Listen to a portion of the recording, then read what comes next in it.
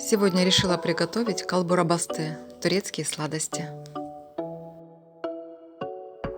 Начну с приготовления сиропа. Мне понадобится 3 стакана сахара, стакан объемом у меня 200 мл, 3 стакана воды. Все ставлю на огонь, довожу до кипения и кипячу в течение 8 минут. Сироп всегда готовлю заранее, потому что он должен хорошо остыть. В конце добавляю немного лимонного сока, дольку лимона и выключаю. Когда сироп полностью остыл, я перехожу к тесту. Мне понадобится 125 грамм сливочного масла или маргарина комнатной температуры, одно яйцо,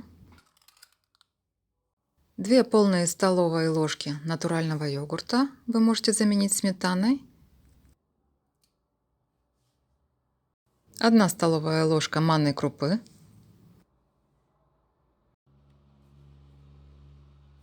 1 пакетик ванильного сахара и неполная чайная ложка разрыхлителя. И начинаю добавлять муку. Муку, конечно же, я просеяла.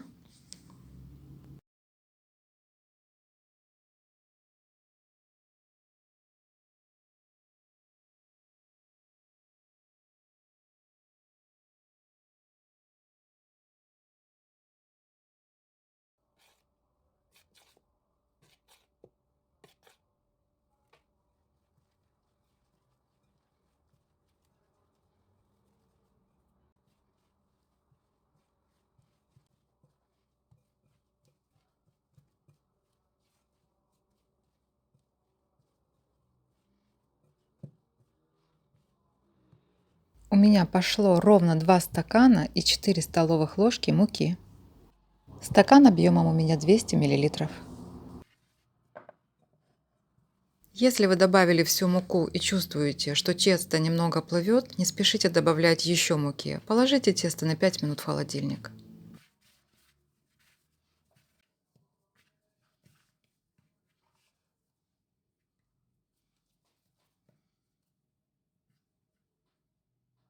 Тесто готово. Я его разделю на небольшие кусочки.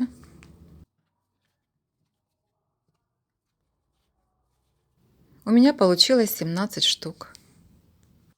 Для рисунка я воспользуюсь вот такой вот силиконовой подставкой. Но это может быть и любая пупырчатая поверхность. Может быть терка, может быть дуршлаг. Что-нибудь в таком роде.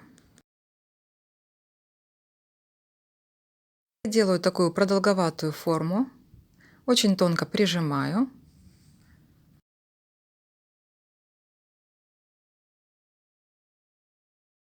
Вовнутрь кладу молотый грецкий орех.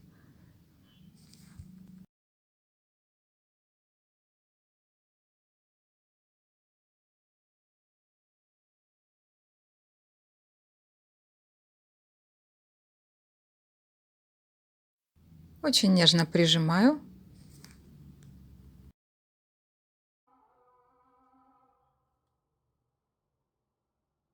Пока готовлю, тесто немного стало мягким, я слегка обмакиваю в муке.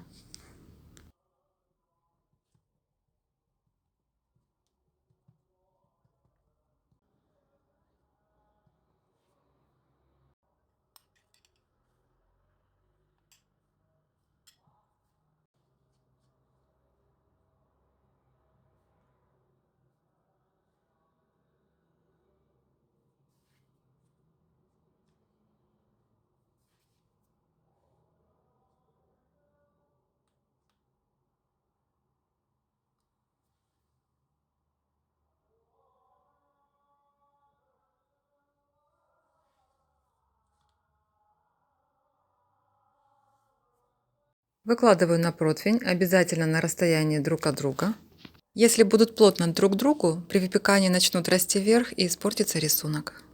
Поэтому и разрыхлитель я добавила совсем чуть-чуть. Отправляю в хорошо разогретую духовку до 170 градусов на 25 минут. Вы, конечно же, смотрите по своей духовке. Я достала из духовки. Смотрите, вот такие вот они получились, довольно-таки тверденькие. Я перекладываю в противень поменьше и заливаю слегка теплым сиропом.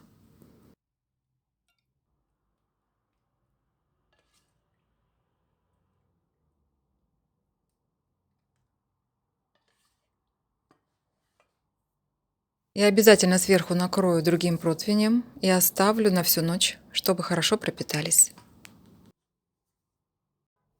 У меня прошла ночь. Сладости готовы. Сироп хорошо впитался.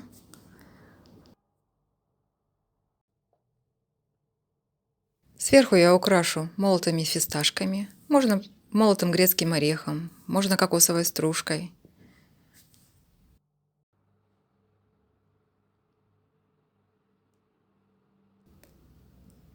Тесто хорошо пропиталось, но в то же время держит форму. Кто-то скажет, очень много сахара, но на то это и турецкие сладости. Но я бы не сказала, что слишком приторно, ведь в тесте совсем нет сахара. Ну и никто не запрещает добавлять сахар по своему вкусу. Теперь можно и гостей встречать. В Турции говорят, сладко поедим, сладко поговорим. Всем приятного чаепития!